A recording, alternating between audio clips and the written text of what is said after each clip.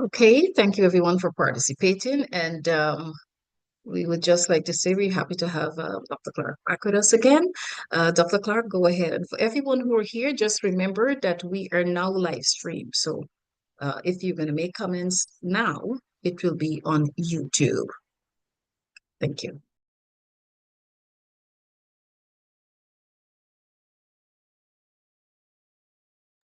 You're muted.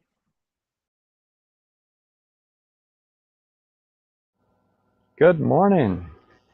Good to be with you all here this morning, and it's good to spend time with you thinking about health. Our topic today is winning over Parkinson's. And so we'll be talking about a disease that affects a lot of people. It's a difficult disease, and what I remember most about it is people who have a hard time getting started with their movement.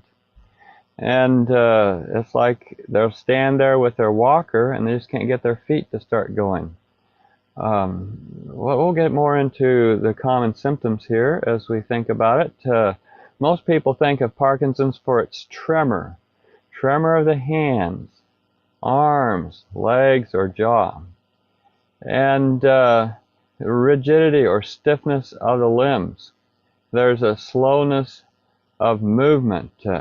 And they have balance problems, coordination problems. They fall over easily, and if they fall over and hit their heads, it gets worse.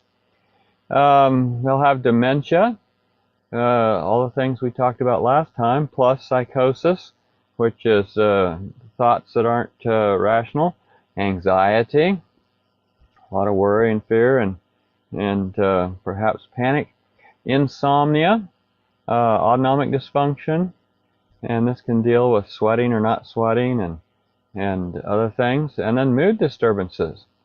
And they have depressive symptoms. The depressive symptoms can be quite severe, and they can be very hard to deal with because the people will sometimes even be a bit violent.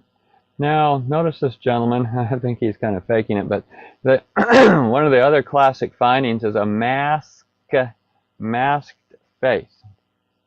Sort of this drooping face. And over 1 million individuals in the U.S. have Parkinson's, so that's quite a lot. Second most common neurodegenerative disease next to Alzheimer's, so it's right there in the running, and the peak age is, an onset is between 55 and 66, although we have seen sort of a movement toward earlier years for whatever reason. And mostly lifestyle. Parkinson's disease is the result of a loss of certain neurons in the brain. And I'll try to explain this in a little more detail in the next slide, which neurons. But the neurons are especially vulnerable when you have high levels of inflammation, have high levels of free radicals. What's a free radical? Well, in chemistry, you have chemicals that can either be stable or unstable. What makes them stable or unstable is whether or not they have enough electrons. If they're missing some electrons, they go hunting for electrons. They become scavengers for electrons. They steal electrons. When they steal electrons, they cause damage. And so a free radical is a chemical that's missing electrons, it's going and looking for them, and when it finds them, it steals them and destroys whatever it stole them from. And this stealing usually happens from junky things like fried oils to good things like the cells lining your blood vessels or your brain or something. And so free radicals increase the inflammation in the brain, and this causes these neurons, which we call dopaminergic, which is really dopamine neurons, to degenerate.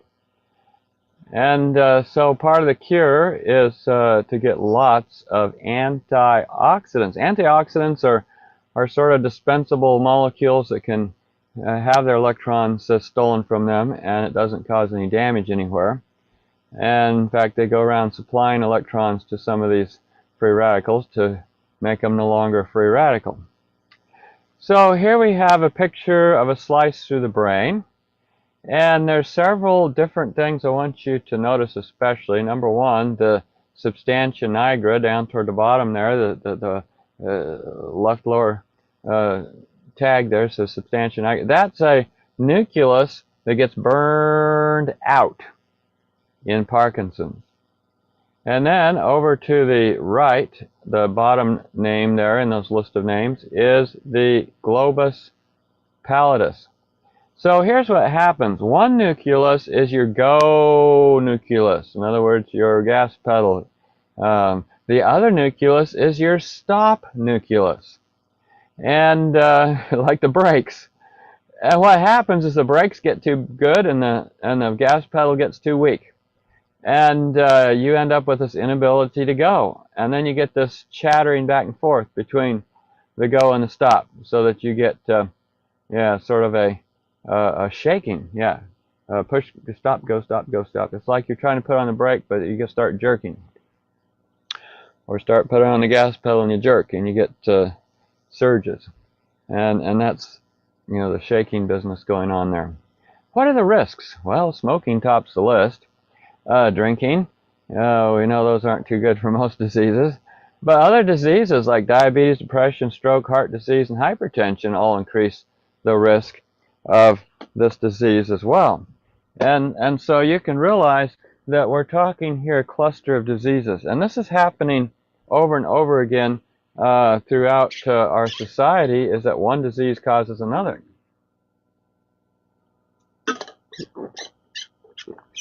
And excuse me, in that way people get a cluster of diseases. Everybody seems to have high blood pressure, thyroid issues, diabetes, and it goes on and on and on. So with smoking, the number of years of smoke, we call it pack years. The more you smoke, the more likely you are to get this. See, the smoking is loaded with oxidants, with free radicals, with carbon dioxide, with toxic chemicals, and those all impact the brain and burn out the go nucleus, if you please. Now, alcohol, we know alcohol isn't good for the brain, and the neurons that get killed can be these important neurons that are the dopamine neurons. And so alcohol disorder use disorder is associated with a 42% higher risk of Parkinson's. For people with anxiety, this is huge. Okay, tell you a story. When I was in medical school, we had a Parkinson's expert, a doctor who really was renowned for his ability to help people with their Parkinson's. And he had opportunity to consult with famous people like Muhammad Ali, famous boxer who got Parkinson's. And whereas the news might have portrayed that Muhammad Ali got Parkinson's from getting hit in the head too many times, our doctor said it wasn't from him getting hit in the head too many times. He probably hit the other guy more than the other guy hit him because he was the champion. But it was because of the stress created by a triangulation in the relationship between his wife, himself, and his career manager. And the stress and anxiety associated with that caused increased loss of dopaminergic neurons in the globus pallidus, or not the globus pallidus, but the substantia nigra. Well, what if I take anxiety pills to deal with this? Everybody wants a pill.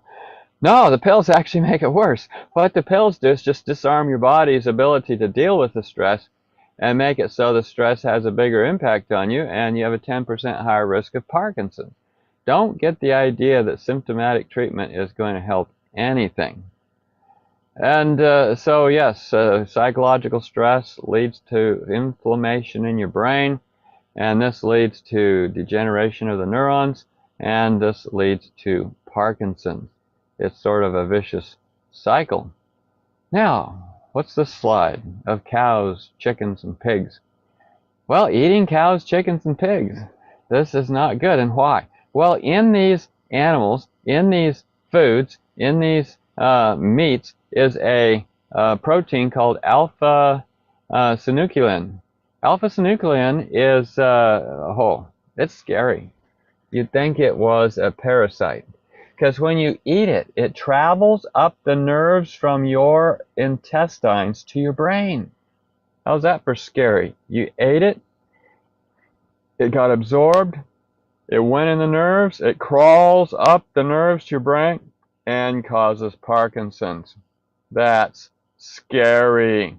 I don't know if that's scary for you, but boy, this is like, man, I don't like the idea of parasites and mad cow disease, and well, this one's sort of, it's a second best to mad cow disease. Remember, and last time we talked about Alzheimer's, and a lot of that is mad cow disease. Well, here we got mad cow disease in essence, but it's really alpha-synuclein crawling up your nerves from cows, chickens, and pigs, their meat. Consumption of dairy products, especially milk, has been linked to an 80% increased risk for Parkinson's in men that consumed 2.9 servings of dairy products per day compared to those who consumed less than 1 per day. So milk is not a part of the solution. And who knows, it's from a cow, probably has alpha-synuclein in it too. Fats, oils, margarines, and I'm working on a whole talk on just that, because of what I learned from research on oils. I mean, in the last 20 years, we've tripled the amount of oils we use in the world. Eating them, well, that can't be good, and it's not good.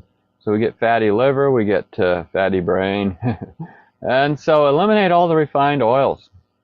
And people start asking me, can I have this one, can I have that one, can I have the other one? Look, it's a refined product, it's processed, and in the processing, they do all kinds of damaging things to it. And in the plastic bottles, why would they keep it in a plastic bottle?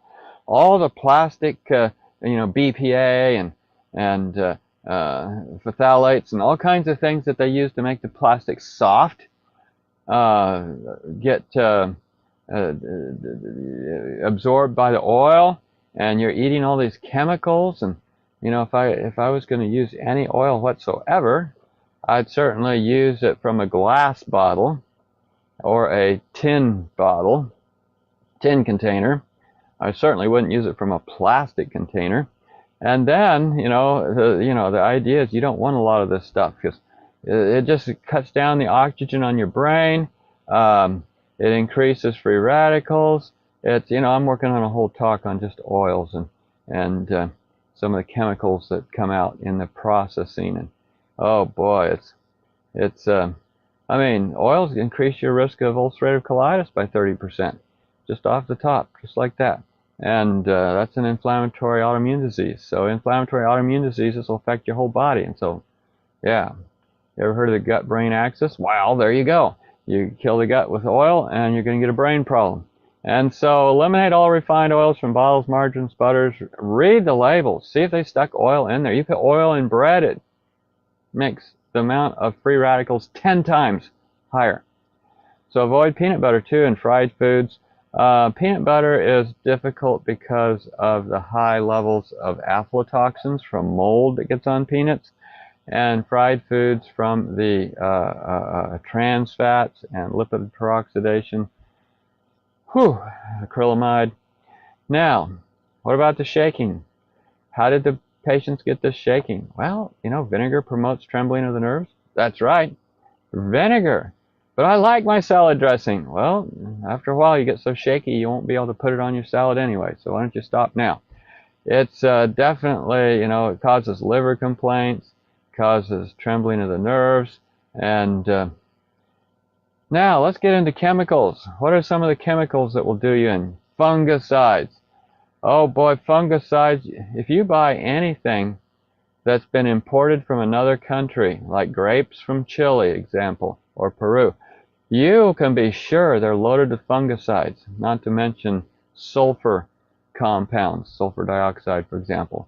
And these fungicides increase the risk for development of Parkinson's. There's a lot of chemicals out there that contribute to Parkinson's. Parkinson's is this disease that has a link to lots of environmentally spread chemicals. Now, how do we make a Parkinson's patient? Parkinson's patients tend to eat low quality diet.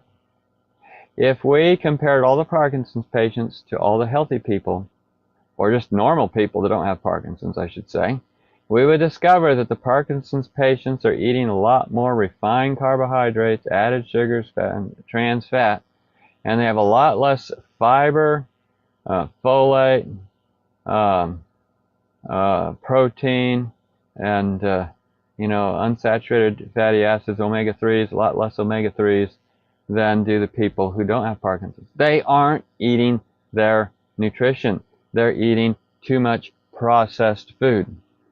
And so the processed food is part of the problem. And in that processed food, what's a favorite flavor enhancer? Monosodium glutamate. Now, we mentioned monosodium glutamate when we talked about Alzheimer's last time. So you want to eliminate the intake of large doses of a dietary amino acids. There's 3 of them actually: aspartate, glutamate, and glycine. When they're separated from proteins, when they're isolated. Maybe this is a little bit hard to explain because people don't get it. Okay, if I eat a big protein and it's loaded with glutamate, why is that not a problem? But if I eat the glutamate by itself, it is a problem. Well, think about it this way. Salt. What's salt? Sodium chloride. Now, if I eat salt, it's good for me because they're a balance between sodium and chloride. Don't want too much of it, but a little is good. But if I separate those 2 ions and take them separately, chlorine, well, you get too much chlorine, it'll kill you just like it kills bacteria in your drinking water. Sodium, if you get just pure sodium and you take that, you will literally catch on fire. When sodium hits water, it ignites.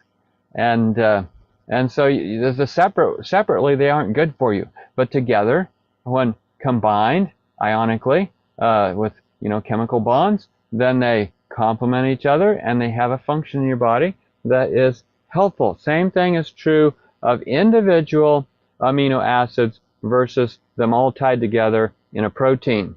When they are individual, coming in through your gut already individualized, then they act, for example, as false neurotransmitters. Aspartate from NutraSweet or artificial sweetener, glutamate from monosodium glutamate, and glycine from glyphosate or Roundup, weed killer. And they act like excitatory neurons. They cause problems in the brain, and they modify brain function. They damage the neurons. They overexcite them to the point of exhaustion. People with Parkinson's disease, there may be, in people with Parkinson's disease, there may be an enhanced uptake of these amino acids compared to other people. The end result is too much of it in their bloodstream.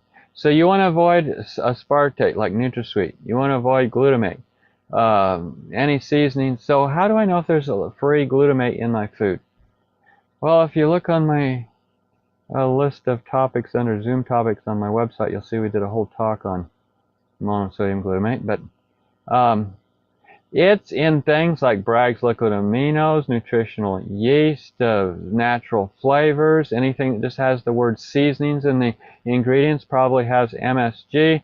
Soup bouillons, anything fermented is going to have a lot of free glutamate. Protein isolate, like soy protein isolate, vegetable protein isolate, which means a lot of your fake meats are loaded with MSG. Anyway, you get the idea. It's hidden in a lot of foods, and there are a lot of names, and that's a whole study in itself. Now, what about where you live? What if I live near a swamp? Look at this big mansion or apartment building, and it's right by a swamp. Swamps have things in them. They're kind of like a soup that's always kind of melting down, decaying. And living in wet conditions near bodies of water can increase the risk of Parkinson's by 7.5 times. We're told our house should be on a hill, not down in a valley, and we should be where there's plenty of wind, fresh air, breeze. And, we have all this counsel, so the more we can follow it, the safer we are. How about microorganisms? Interesting, a bunch of Koreans took some of their kimchi and put it into a PCR machine, discovered thousands, tens of thousands of viruses. So environmental agents increasing Parkinson's include fungi. That's what's an example of a fungi? Mushrooms, yeast, molds. Those are all fungi. Bacteria. What's an example of bacteria? Things like Listeria monocytogenes, you know, E. coli, lactobacillus, you know, it's all kinds of extra little creatures. Viruses. What's an example of viruses? Oh, you know, AIDS virus. But we wouldn't probably find AIDS virus. But viruses can have DNA sequences that code for antibiotic resistance. They can code for making an E. coli into a dangerous E. coli. All kinds of things come in viruses that aren't good. And there's very little functions known in this universe for a virus. It must be the result of sin. All right, let's talk about environment in terms of where you live. If you live in a big city, big urban areas, twice as high a risk of Parkinson's as in the countryside. So, country living, here we come. Save your brain, head for the country. Yeah. And that brings us to pesticides, heavy metals, and solvents. See, modern environment exposes the brain to lots of risks. All these pesticides, you know, such as Roundup. Here I say Roundup Ready Parkinson's. It's sort of a twist on the fact that they have Roundup Ready soybeans. They can spray them with Roundup. It won't kill the soybean, but it kills everything around it. That's a misnomer. It's actually affecting the soybean as well, making it less nutritious. But let's get on with thinking about glyphosate to Roundup. Notice the name of it. Glyphosate, Roundup, but its real name is N-phosphono methyl glycine. Glycine is that amino acid like glutamate or aspartate. And so they just took a protein molecule of amino acid, glycine, and they added a methyl group, and they added a phosphonyl group at the end spot.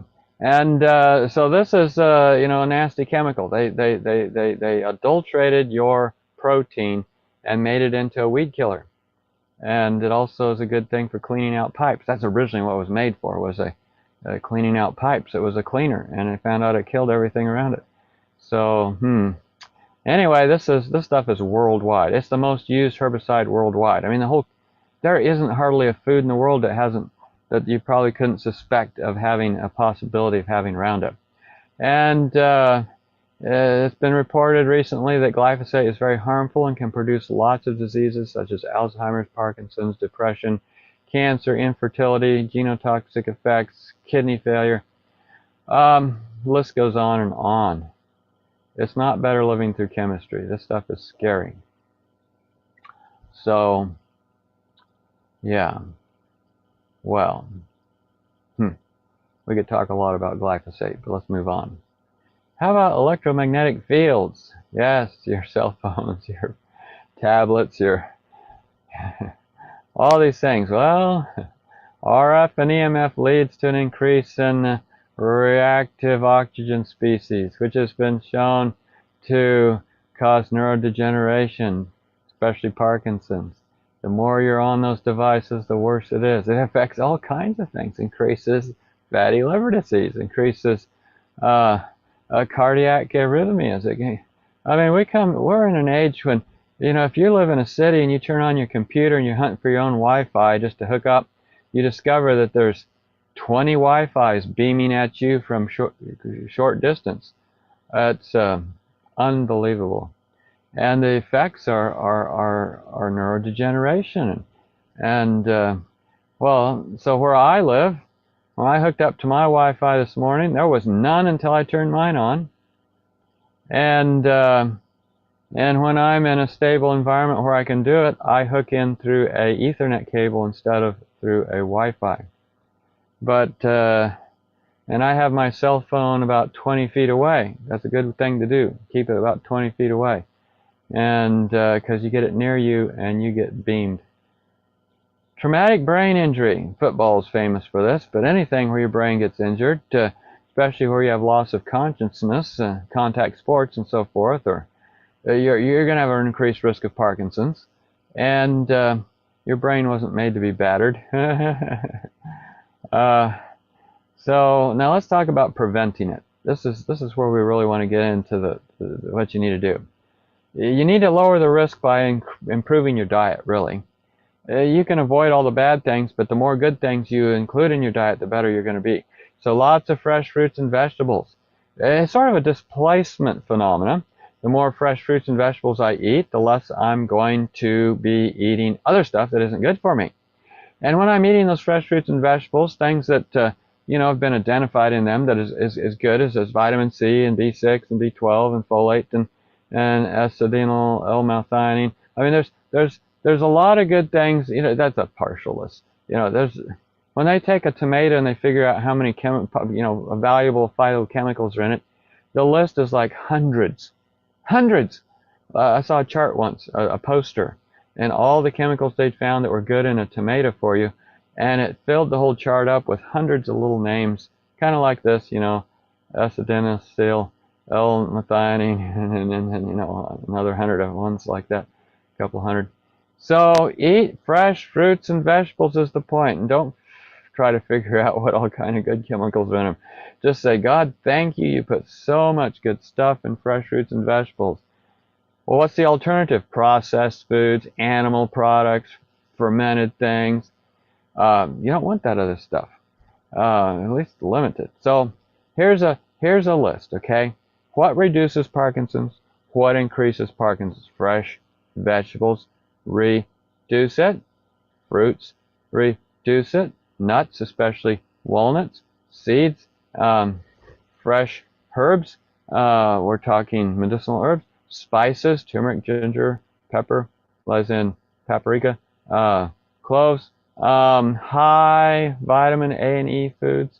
What would be that? Well, carrots, butternut squash. What would be high E foods? Wheat germ, nuts and seeds. Ginkgo biloba. That's one of those nice fresh herbs that's good, or dried. Things that make it worse. Cheese. Yeah. Oh, but I'm just going to go potluck and I'll just eat some of the stuff with cheese on it. Yogurt, fermented foods. Ice cream, lots of free radicals, loaded with free radicals. Trillions, quadrillions of molecules of free radicals in ice cream because the cholesterol has been oxidized with the oxygen the air they pumped into it. Beef, pork, and chicken. Where I mentioned those. Fried foods, sodas. The diet ones are worse than the non-diet ones, actually.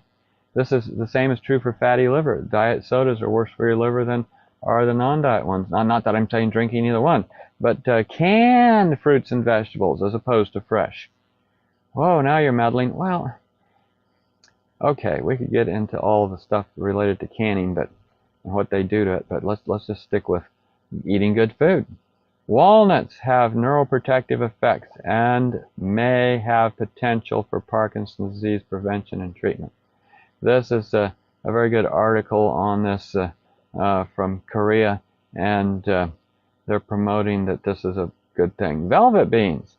There's phytochemicals in velvet beans that help you with your GABA, neuropentin, dopamine. They have a lot of good precursors to neurotransmitters. This is a lot of nutrition in a velvet bean, and they grow. Man, you talk about Jack and the Beanstalk. This is it. This thing. Yeah, we had our neighbors put one near a big tree. It grew up the whole tree. And anyway, big beans and taste kind of like fava beans or lima beans. All right, gotcha cola, and here you see a picture of it. And in some countries, this just grows in damp, shady places, and it doesn't have a strong taste. You can eat it like salad, but you can get it dried, and it's a neuroprotective. It helps Parkinson's disease. It prevents the progression to motor disturbances. This is one of our go-tos for any neurodegenerative disease. Gotcha cola, G-O-T-U. space Kola. And be aware that there's some good herbs out there. You know, we're told that you keep some herbs and you steep them, make them into tea when you need them, and that it can do more for you than anything the doctor could give you. Well, there's one of them. Turmeric's another one. Turmeric, and the active ingredient in turmeric, at least the active phytochemical, is curcumin. It's neuroprotective. It's antioxidant, anti-inflammatory. It scavenges free radicals. It helps protect the mitochondria, and has iron chelating properties for those who have too much iron, which this is important. It helps enhance dopamine levels in the brain for Parkinson's patients. So here we have pictured both the root sliced there and some of the powder. I recommend that if you can get it as a root, which we can in our local health food store, then you're better off. The fresher the better. If all you can go is go to the seasoning department in your local supermarket and buy it as a powder, then do that too. There's still benefits, of course. Now, how about fruits? Blackberries, citrus, mulberries. Anybody here like mulberries? We've been buying a few of these dried mulberries. We like them better than raisins in some foods. But fruit to the rescue, high in phytochemicals, antioxidants, and vitamins. And so berries have been studied for neurodegenerative diseases, especially blackberries and strawberries. Also, another thing that isn't really a berry, but is a pomegranate. Or maybe it is a berry, who knows. Botanically. But anyway, pomegranates are also high on the list of things that help.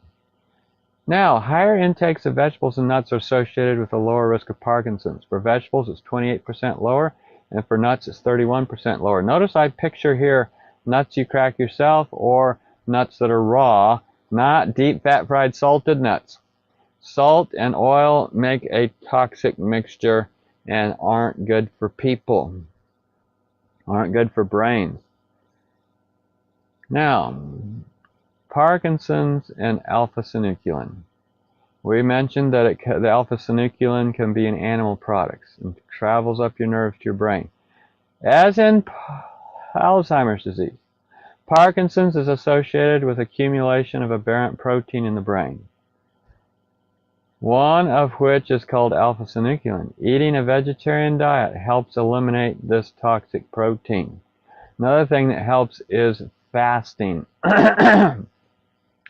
Do a 3-day water-only fast, and that cleans out a lot of aberrant proteins out of your body. Excuse me. Time for me to demonstrate the most important thing of your morning is drinking water, eh?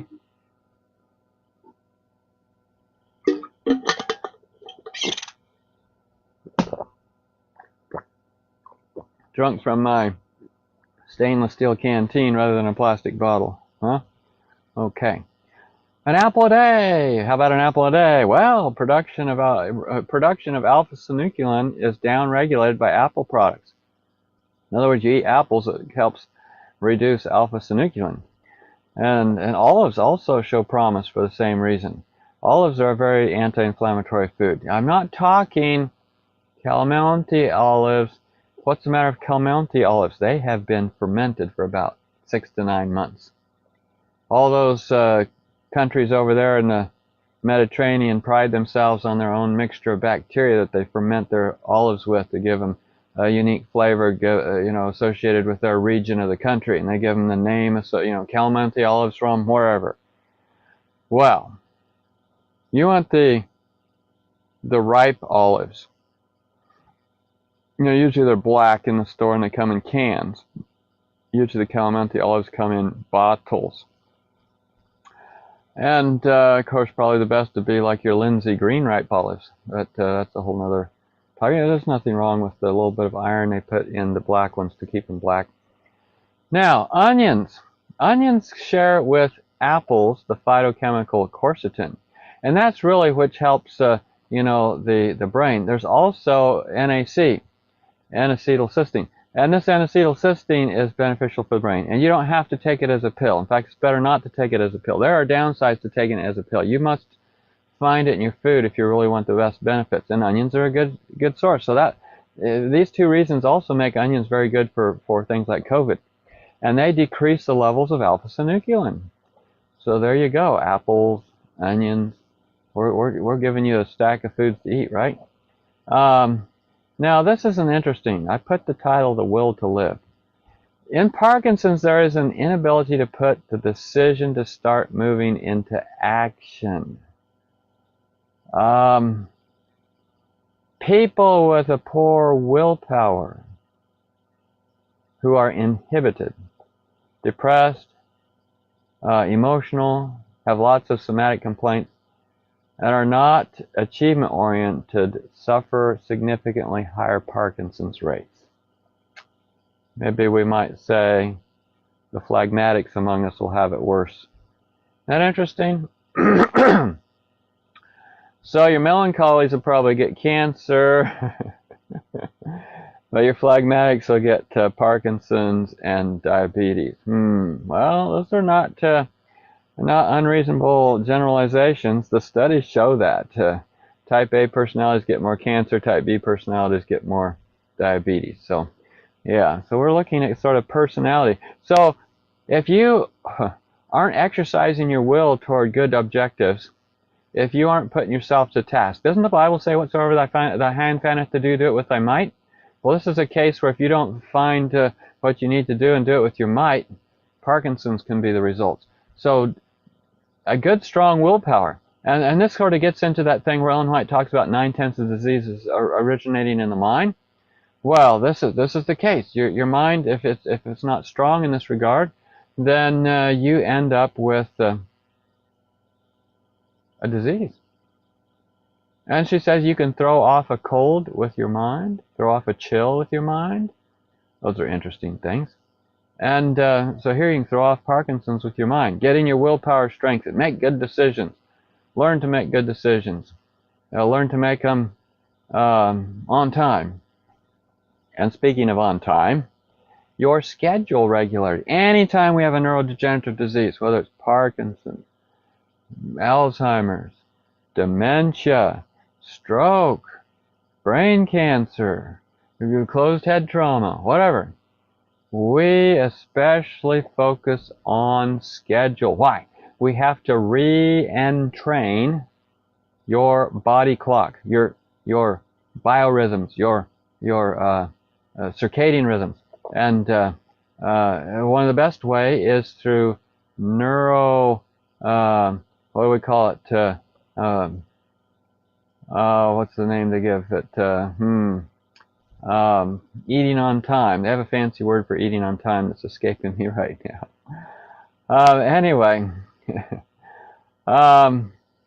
regularity and schedule with your meals and your sleep times and your getting up times. Oh, but I can't sleep if I go to bed early.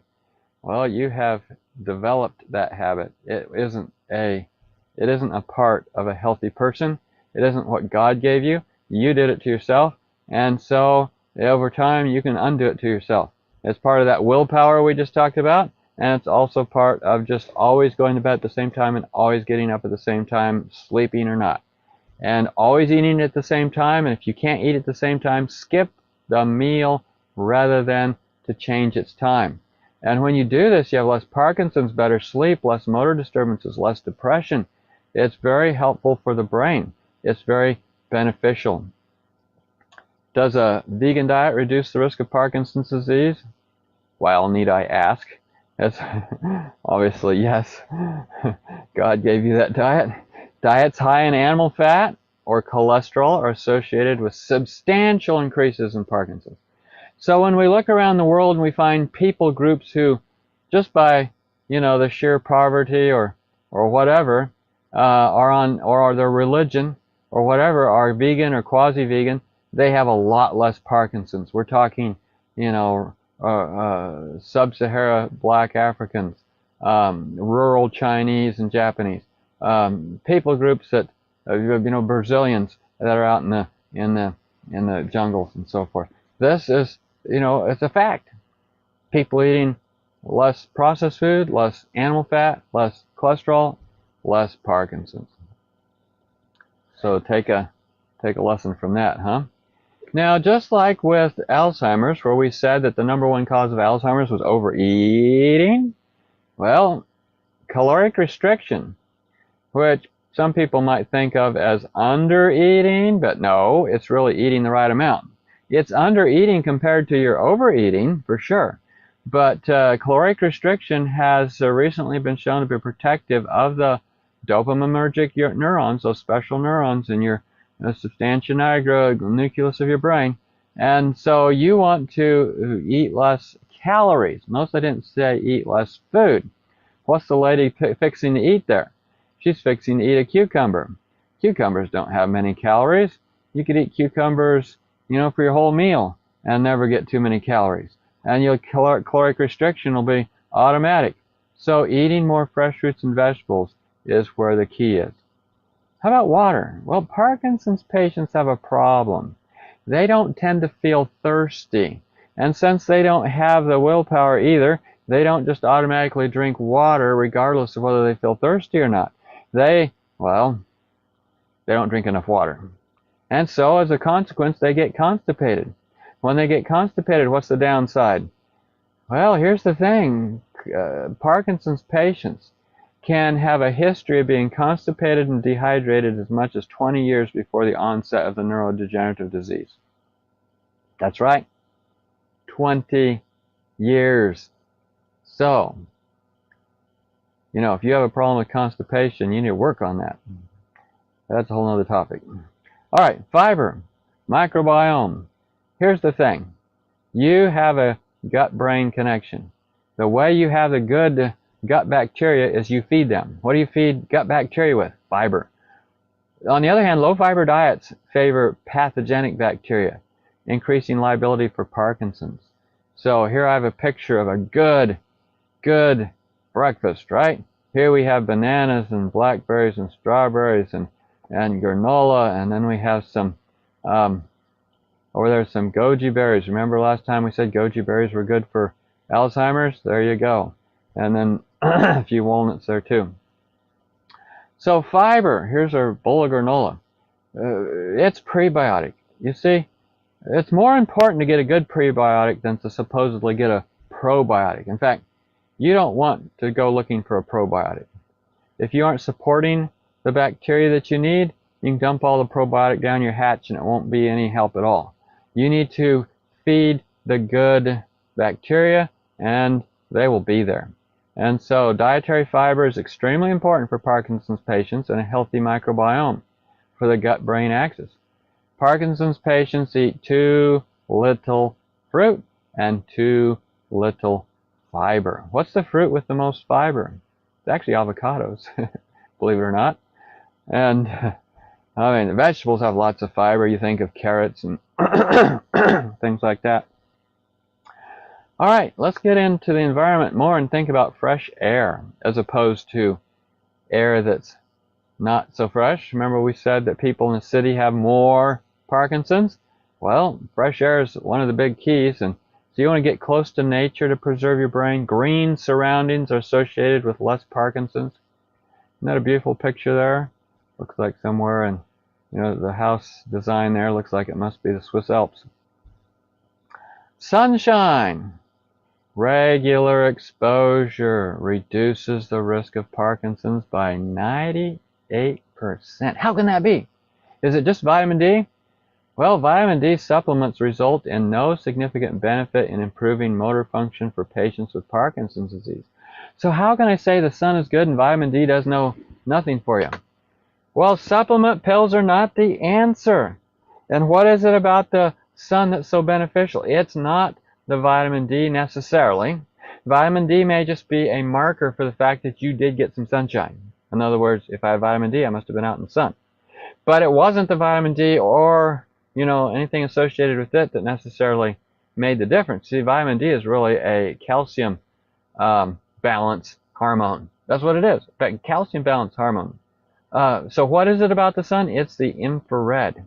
And what it is when the infrared hits you, like this lady's looking up at the sun, right? In my picture there. or at least up to it, get some sunlight. The infrared penetrates down deep in your brain. It bounces off those interesting gyri. You wonder why you have those gyri in your brain? You know, looking at my background here for the gyri. The reason you have those gyri, the sun bounces off those, the infrared, and it causes stimulation of melatonin in the mitochondria of every cell it bounces off of. And so this is very beneficial for upping your antioxidants in your brain and reducing the risk of Parkinson's by 98%. Is sunshine one of the 8 natural doctors? Yes. Well, we call it, it's a natural remedy. So get more sun. Don't hide from the sun. Yeah, but I'll get skin cancer. You know what causes skin cancer? Number 1, sugar, refined carbohydrates.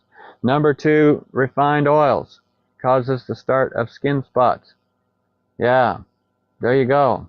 Those are the 2 things, top of the list. Number 3, oxidized cholesterol, ice cream, you know, anything that's got cholesterol in it and you eat it. Those 3 things cause skin cancer. You know, if you get melatonin and you hide from the sun, your prognosis is worse than if you get out in the sun. The sun is helpful. I mean, you don't want to burn. Burning is not good. But if you take it and ease into it, you can get out there. People work all day in the sun, and they have to work up to it.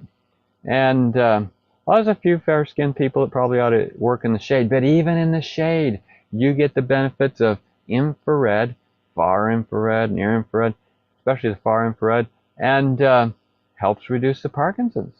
So get out in the sun, exercise. You see, Parkinson's is a movement disorder. You better get moving and get your movements all tuned up so that you're less likely to get Parkinson's. People who exercise more reduce the risk of Parkinson's by about half. So this is good. Now there's certain neurotransmitters that need good foods, and one of those would be tryptophan. Here I have pictured black walnut growing on a tree. And so increase intake of essential amino acid tryptophan. The following foods are good sources: tofu, soybeans, pumpkin seeds, gluten, sesame seeds, nuts, especially black walnuts, almonds, black walnuts, legumes, black-eyed peas, and lima beans. What are not good, because they compete for absorption of tryptophan, are fish, milk, meat, even rice is a bit questionable. I would certainly avoid white rice. And another one is melatonin. Where do I get melatonin from an herb? Well, mulberry leaf tea. Melatonin, high in oats, tomatoes, and corn, increased by fasting, especially in the evening hours. What's that mean? Skipping supper? Oh, you mean I should skip supper to avoid Parkinson's? I'm saying it. Well, aren't we told that 2 meals is better than 3? Yeah, that's definitely been told us. Whoa. Food high in B6.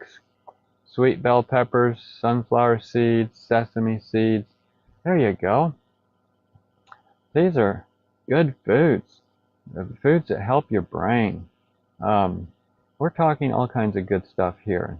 And all right, now what about a few other herbs? Ashwagandha, St. John's wort. See, ashwagandha raises dopamine levels and improves motor function. And you want to do this not without doing all the other things we've recommended. You want to tune up your lifestyle. You might not need this, but this is a little extra help. See, the modern medicine says go for the pill and keep the lifestyle. Take a statin drug and keep going through the golden arches, for example. Take a cholesterol-lowering pill and keep going through the golden arches to the fast food joint. No, you don't want to do that. You want to change what you do that's causing the problem. Maybe take a few herbs to get you back on track, but you don't want to become addicted or hooked or dependent on the herb the rest of your life. You want to get back to normal. St. John's wort blocks the enzymes that break down dopamine, thus increasing levels of dopamine in the brain. And so you'll have a benefit there. It's a little slow on onset, but it's better to be slow than to cause other problems, such as the Parkinson's pills cause. How about hot and cold treatments to the head? This is very good. We talked about this with Alzheimer's, but we'll just mention it here. I have the patient lay down and put under their head a cold pack and put on top of their head a hot pack. That's like hot pack on the forehead and cold pack on the back of the head. Then after 3 minutes I switch them. So the cold's on the forehead and the hot pack's under the back of the head. And in 3 minutes I switch them. Every time. It's simultaneous. Hot on one side and cold on the other. And every 3 minutes switching it. Switch, switch, switch. What this does is it changes the blood flow back and forth in the brain. It improves the blood flow. We're trying to get the blood flow to that substantia nigra. We're trying to improve its blood flow so it doesn't just totally burn out. And so hot and cold, this is something Kellogg described in his book, Rational Hydrotherapy. And then I do this for about 20 minutes and then end with cold. And then let the patient continue to lay down for another 20 to 30 minutes for the effect to take place. You know, Ellen White says that after you do your hot and cold treatment, let them rest for 20, 30 minutes to get the full effect. Now, talking about schedule, there's an example of a Parkinson's protocol schedule. And so rise time, exact time every day. And what I have people do is I have them take a cool sponge bath or shower where they scrub their skin thoroughly. Ellen White says this opens up the pores, electrifies the nerves, gets the circulation going. Well, I need all those for Parkinson's, don't I? Yes. And so you start off the day with that. Drink 32 ounces of warm water with a little juice of lemon in it. This gets the system cleansing. It makes sure you're well hydrated. Remember, the Parkinson's patients are classically dehydrated. Take a walk in the morning. Ellen White says this will do more for you than all the medicine the doctor can give you. Take a walk in the morning, 10 to 15 minutes. Drink, after you drink your water, and breathe deep. And then after that, when you get back, make a list of 3 to 10 things for which you're thankful. And then you can drink your herbal tea, ashwagandha, St. John's wort, periwinkle, the number of good ones there, and turmeric, these other things we mentioned. And then for breakfast, for my Parkinson's patients, I say max out on fruit. It's 80% fresh fruit. I mean, Ellen White says for brain workers, they need to eat more fruit and less heavy things.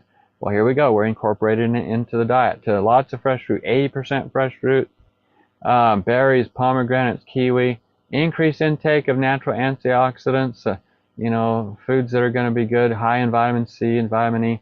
Nuts and seeds that are especially good, pumpkin seeds, sesame seeds, black walnuts, pecans. Wheat germ is good. It has octocosynol. It's good for the nerves. Chia seeds, high in omega-3s. Coconut milk or meat, not the oil. The whole food. And I prefer the coconut shreds. All right, and then 20% cooked whole grains, especially oats, corn, tofu, and soybeans is good. Supplements, I put down here vitamin D and B12. If you're low on those, you might benefit from taking some, but I'm getting less and less apt to recommend the pills due to the more and more findings of the toxic results of eating stuff from laboratories. After breakfast, take a walk outdoors. This is huge. It has payoffs. Why? Because otherwise your blood all settles at your stomach to try to do the digesting and leaves your brain high and dry. And you don't want your brain high and dry. You need plenty of blood flow to your brain. So walking after your meals is especially helpful. Mid-morning, drink another quart of water. I usually have people put a teaspoon of charcoal powder in there for detox. Take a walk 10 to 15 minutes after you're if you're not doing anything else, if you're not working. A lot of people with this are in retirement age, so they can just do what they want. 1 o'clock lunch. And 1 o'clock another dose of herbal tea, whichever one you decided, or a different one if you want. And then for lunch, 80% fresh vegetables and herbs. Things that are especially good are cruciferous vegetables. What's a cruciferous vegetable? Broccoli, cauliflower, kale, kohlrabi, cabbage, Brussels sprouts, kind of thing. All right, so and you can eat them steamed if you like, and salads, and make a dressing without vinegar and oil. On our website, we have recipes for dressings without vinegar and oil. 1:30 lunch, let's say, and so fasting 1 day a week can be very helpful. But things that are especially good are fava beans, lentils, sunflower seeds, Brazil nuts, black-eyed peas, lima beans, tomatoes, sweet bell peppers. And you don't want to mix fruits and vegetables. What's an example of a vegetable? Cruciferous vegetables. What's the example of a fruit? Tomato. So you got to decide whether your lunch is going to be fruits or vegetables. Avoid refined foods that have especially those with fructose. What's an example of a fructose-laden food that people like to eat and think it's healthy? Agave. Agave has more free fructose in it than high fructose corn syrup. It has as much as 95% free fructose. It's just plain not good for you. And avoid caffeine. This is a problem. It raises dopamine, as does cocaine, speed, and sugar. Avoid caffeine containing sodas. Avoid chocolate, medicines with caffeine. So, sorry I went backwards. Now, avoid cheese, wine, because they have tyramine. Eliminate all dairy products because of the alpha-synuclein and the higher risk. Absolutely avoid NutraSweet and MSG. Avoid glyphosate. How do I avoid glyphosate? Eat organic foods. Temperance. Avoid alcohol, cheese, ice cream, etc.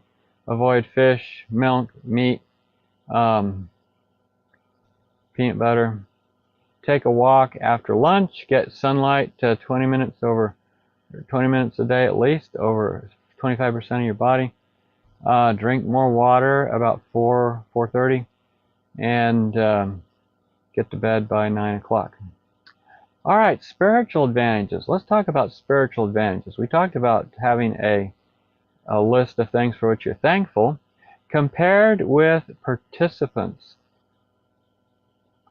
who consider religion very important in their lives, people who consider religion not at all important in their lives had a tenfold higher risk of developing Parkinson's.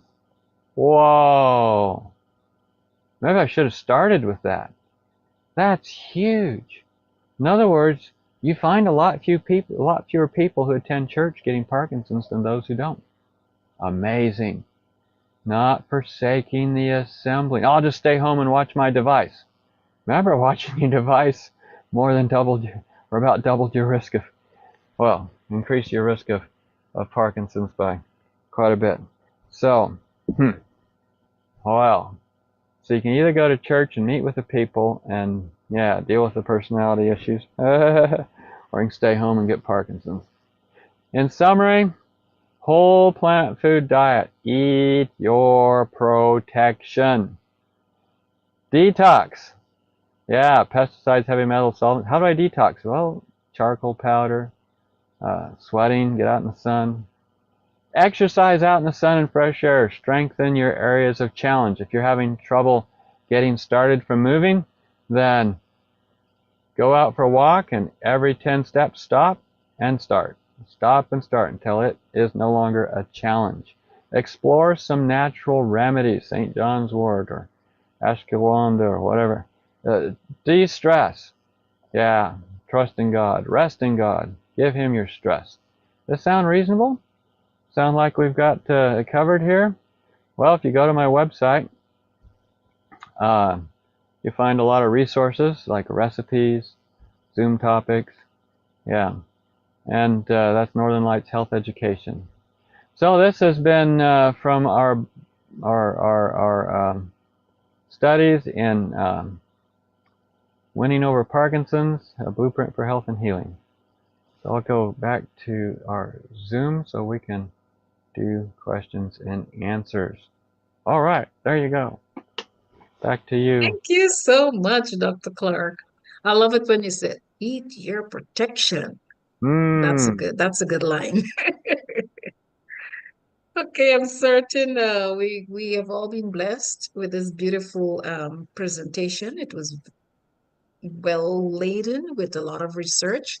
Really do appreciate that, and we're looking forward for you to return here with your presentation on oils and fats after you have researched um, well on the topic. So I invite everybody to visit Dr. Clark's website. It is loaded with information, as he mentioned. You can get your recipes there and a whole range of topics he has covered. Don't worry, he'll be back here next week. And Dr. Clark, maybe you should tell us what to expect next week. Right. Let's see here now. What did we have on our list? I'm I'll see you. osteoporosis. Yeah. All right, boy. Osteoporosis can be a killer. If you break your hip, you'll be dead. Within a year, perhaps. At least 25 to 30% of people die within a year of breaking a hip. Getting thin bones makes it so you don't feel like you can exercise, get outside. You're always worried about falling. People who do break a bone often do break another one within 5 years, and that's very serious. And people wonder what to do. People take supplements. There's all kinds of things on the market. So in our approach, we always want to find out what caused the problem. What made you get that disease? If you don't know the cause, how on earth are you going to treat it? It's like I think about cancer and the people who, after Katrina down in New Orleans, were put up in FEMA trailers that were loaded with chemicals. Well, the chemicals can cause you cancer. What if I go to the hospital, they say you got cancer, let's give you more chemicals? Does that make any sense? Doesn't make any sense. So you have to figure out what caused it in the first place. And so we go through all the causes of osteoporosis. We especially deal with issues of where to get good protein. What is good protein? What is bad protein? Because there's a lot of issues surrounding protein in osteoporosis. And so we'll delve into, so if we were thinking about hitting the top nutrients, our diabetes talk hits the sugar issue, our cholesterol talk hits the oil issue, and our osteoporosis talk hits the protein issue. And so, or topic. So you'll get a lot of instruction on protein in that topic. Great. Just a little question as it relates to osteoporosis. Should just the elderly be concerned about thinning bones and cracking bones, etc., or should young people be concerned about that too? Yes, young people should be concerned too. In fact, I start off the talk with a story of a lady in her 20s that had eggshell thin bones as a result of her diet and lifestyle. And yeah, you can, and really, if you have bad habits in your 20s, it will affect whether you have strong bones in your 60s, 70s, and 80s. Awesome. So teenagers, parents, young people, and adults are invited to join us next week. Thank you for the preview. Okay, we are still live on YouTube, so we'll have a word of prayer to end this segment, and then we will go into the Q&A, which will not be live streamed. Let me see who will ask the prayer to close.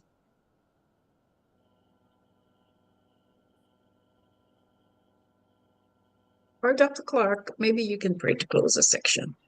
Alrighty. Dear Father in heaven, we're thankful that you've given us brains, that you've asked us to take care of ourselves, that each of us should know how to keep our vessel in sanctification and honor. And Lord, as we think about how to keep our brains healthy so that we don't get Alzheimer's or Parkinson's or any other neurodegenerative disease, we pray that you guide us, help us to make good decisions in diet and lifestyle. Lord, we know that the question of appetite and diet is one of the biggest ones this universe has faced, especially shown in what happened in Eden with Eve being attracted to the food that she wasn't supposed to eat.